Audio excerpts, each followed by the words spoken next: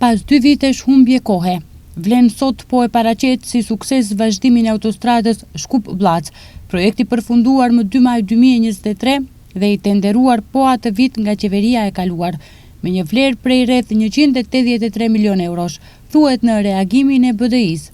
Integristët thonë se 2 vjet më parë, Vlen dhe partnerët e tyre politik e sulmonin projektin si tepër të shtrejtë dhe të papërshtatshëm, kurse sot, siç thonë nga BDI, pa ndryshuar as trasen dhe as projektin, duke e vonuar pa asnjë nevojë për mbi 2 vite, të njëjtën autostradë prej rreth 10 kilometrash do ta ndërtojnë për rreth 210 milion euro, apo afërsisht 21 milion euro për kilometër.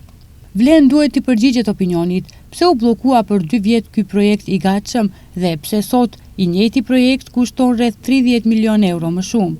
Ku përfundojnë këto para dhe cili është arsyetimi për këtë shtrejtim? Shqiptarët humbën 2 vite për një autostradë jetike,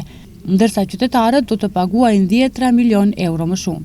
2 vite vonesë, 30 milion euro më shtrejt dhe asnjë ndryshim në projekt, kjo është fatura e paaftësisë dhe keq menaxhimit të Vlenit. Ndryshe për ndërtimin e autostradës janë siguruar 167,6 milion euro përmes një kredie nga Banka Europiane për rindërtim dhe zhvillim Bersh, një grant prej 30,82 milion eurosh nga korniza e investimeve për Ballkanin Perëndimor, si dhe mjete nga buxheti ndërmarrjes publike për rrugët shtetërore për shpronësim.